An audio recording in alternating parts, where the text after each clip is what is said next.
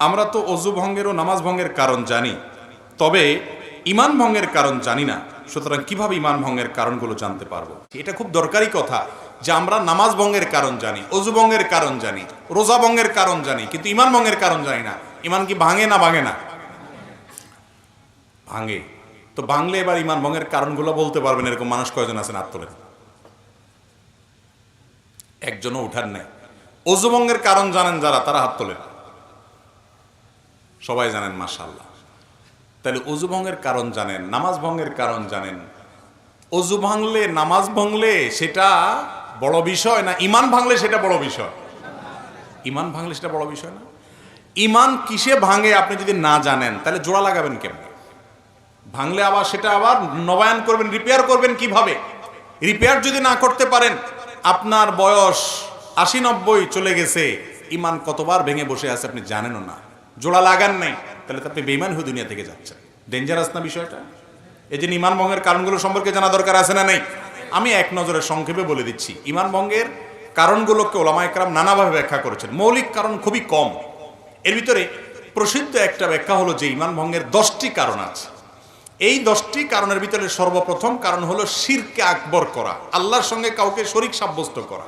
আল্লাহকে যেভাবে ইবাদত করছেন একই ইবাদত কোনো পিসাবরে, কোনো কবরকে করলেন। আপনি আল্লাহকে যেভাবে উপাসনা করতেছেন সেই উপাসনাটা যদি কোনো মানুষকে করেন, আল্লাহকে যে ইবাদত নিবেদন করতেছেন সেই ইবাদত একইভাবে অন্য কোনো মানুষ বা ব্যক্তিকে বা কোনো বস্তুকে করেন, যেভাবে মুশরিকরা কোনো মূর্তির সামনে ইবাদত করে সে যেরকম শিরকে লিপ্ত হয়, মুশরিক হয়ে যায়, মুসলমানের সন্তান ঈমান আনার পর যদি শিরকে আকবর করে তাহলে সেক্ষেত্রে সে কি হয়? মুশরিক হয়। এই বড় শিরক, এটা ঈমান ভঙ্গের কারণ। বড় শিরক কিভাবে হয়, বিস্তারিত হয়, এগুলো আমরা জানবো ইনশাআল্লাহ বিইذনিল্লাহ অন্য কোনো আলোচনায়। দ্বিতীয়ত, আল্লাহর সাথে বান্দার যদি কোনো মিডিয়া সাব্যস্ত করেন, কিরকম মিডিয়া? যে এর ছাড়া আল্লাহরে পাওয়া যাবে না। যেমন আমাদের অনেক ধর্মের ভাইরা মনে করেন যে আল্লাহকে পাইতে হইলে সরাসরি পাওয়া যাবে না, বিভিন্ন দেবতা ধরতে হবে, এই জন্য অনেক দেবতার পুজো করে তারপরে ঈশ্বর পর্যন্ত, আল্লাহ পর্যন্ত যেতে হবে। ইমানদার যদি মনে করে যে আল্লাহকে পাইতে হইলে আল্লাহর বিভিন্ন ভায়া আছে এগুলো ধরতে হবে, ওনাদেরকে ছাড়া আল্লাহকে পাওয়া যাবে না, এরকম যদি মনে হয় এবং আল্লাহর ইবাদতটা তাদের মাধ্যমে করে, তাহলে সেটাও ঈমান ভঙ্গের কারণ। তৃতীয়ত, ঈমান ভঙ্গের কারণ হলো যে যদি কেউ মনে করে যে ব্যক্তি অমুসলমান, কাফের, ভিন্ন ধর্মের অনুসারী, বেঈমান, ঈমান আনেন নাই, মনে করে যে না তারটাও ঠিক আছে, তাহলে এই লোক বেঈমান, এই লোক ঈমান থেকে খারিজ হয়ে যায়, এটা ঈমান ভঙ্গ হয়ে যাওয়ার মতো কারণ। কারণ আপনি একটা লোক আল্লাহর প্রতি অবিশ্বাসী, আপনি বললেন না তারটাও ঠিক আছে। আমাদের অনেক মুসলমান ভাইরা আছে আজকাল, তাদের বিশ্বাসগুলো গোলালু মার্কা বিশ্বাস হয়ে গেছে। তাদের বিশ্বাসগুলো এখন আপনার শৈথিল্য প্রদর্শনকারীদের বিশ্বাস হয়ে গেছে। কিরকম? সেটা বলে যে সব ধর্মই ঠিক আছে। এরকম কিছু সুশীল আছে না, সুশীল, এই সুশীল টাইপের মুসলমান আছে কিছু, যে বেশি ভালো সাজে, বলে যে সব ধর্মই ঠিক আছে। সব ধর্মই তো ভালো কথা বলে। যেই ব্যক্তি আপনার মালিকের অস্তিত্বই স্বীকার করে না বা মালিকের একত্ববাদের স্বীকৃতিই দেয় না, সে কিভাবে ঠিক থাকে? তার অনেক ভালো কাজ থাকতে পারে, ভালো গুলোকে আপনি ভালো বলেন, কিন্তু সে কখনো আল্লাহর কাছে গ্রহণযোগ্য ইমানদার হতে, সে ইমানদারই না, আল্লাহর কাছে গ্রহণযোগ্য বান্দা হতে পারে না। এই জন্য যে বেঈমান তাকে বেঈমান মনে করতে হবে, যে ইমানদার তাকে ইমানদার মনে করতে হবে।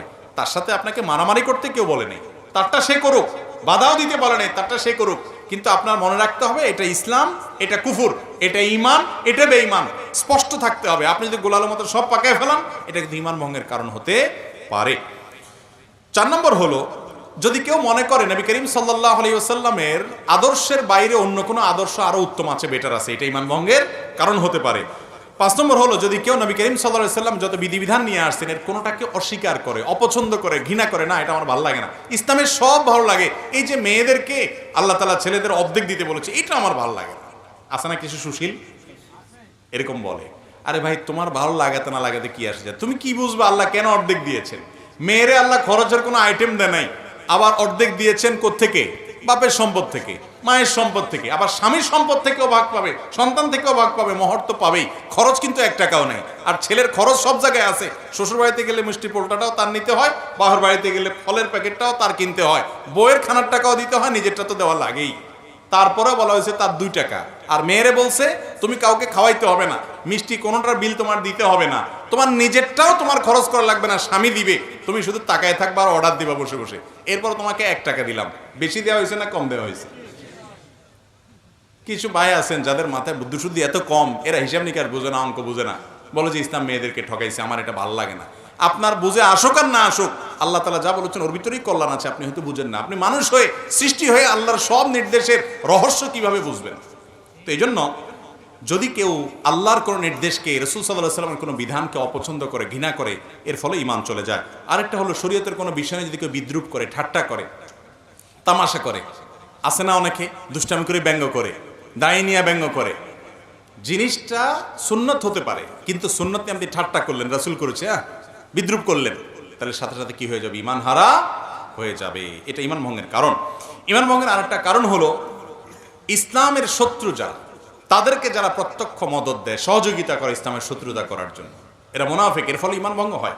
ঈমান ভঙ্গের আরেকটা বড় কারণ হলো কেউ যদি মনে করে কিছু মানুষ আছে এরা ইসলামের গণ্ডির, ইসলামের বিধিবিধানের ঊর্ধ্বে উঠে গেছে, এদের নামাজ কালাম পড়া লাগে না। কিছু পিসাব দেখবেন তারা নামাজ কালাম পড়ে না, বলে না বাবার এগুলা করা লাগে না, বাবা অনেক ঊর্ধ্বের জগতের মানুষ। আছে না এরকম কিছু বাবা? আরে ভাই, আপনার বাবা এত ঊর্ধ্বে উঠে গেছে যে তার নামাজ পড়া লাগে না? আমার নবীজি সাল্লাল্লাহু আলাইহি সাল্লাম তিনি মৃত্যুর আগ মুহূর্তে, বুখারীর হাদিস, যে 2 জন সাহাবীর কাঁধে 2 হাত দিয়া হেঁটে হেঁটে মসজিদে যে নামাজ পড়ার মতো ক্ষমতা ছিল না। যারা মদিনায় গেছেন জানেন, ওনার কবরটা ছিল ওনার বাসা, আর ওনার মিম্বরটা থেকে এখানে কতটুকু দূরত্ব, আমাদের প্যান্ডেল থেকে ওই প্যান্ডেলের মাথা এত দূর হবে না, এত কাছে। এইটুক যাওয়া, হেঁটে যাওয়ার শক্তি ছিল না। তখন 2 সাহাবীর কাঁধে 2 হাত ভর করে তিনি দাঁড়িয়ে তাদের শরীরের উপরে ভার ছেড়ে দিয়ে পাওটাকে মাটির সাথে হেঁচড়াতে হেঁচড়াতে, টানতে টানতে নিয়ে মসজিদে নামাজ পড়ছেন মৃত্যুর আগ মুহূর্ত পর্যন্ত। আর আপনার বাবার নামাজ পড়া লাগে না? এ বাবা কি ভণ্ড বাবা না? আল্লাহ কোরআনে বলছেন ওয়াবুদ রাব্বাকা হাত্তা ইয়াতিয়াকাল ইয়াকিন, তোমরা আল্লাহর ইবাদত করো ইয়াকিন আসার আগ পর্যন্ত। বলে যে আমাদের বাবার ইয়াকিন এসে গেছে, আর লাগে না। অথচ এখানে ইয়াকিন শব্দের অর্থ হলো মৃত্যু। সব ইয়াকিন মানেই বাংলা ইয়াকিন না, বা বিশ্বাস না, দৃঢ়তা না। এখানে উদ্দেশ্য হলো ইয়াকিন মানে মৃত্যু। সমস্ত তাফসীর কিতাবগুলোতে লিখছি এবং এটার ব্যাখ্যা। যাই হোক, তো যদি কোনো ব্যক্তি মনে করে যে তার ইবাদতবন্দি করা লাগে না, সে আফার লেভেলে উঠে গেছে, এটাও ঈমান ভঙ্গের কি হতে পারে? কারণ হতে পারে। ঈমান ভঙ্গের আরেকটা কারণ হলো জাদু।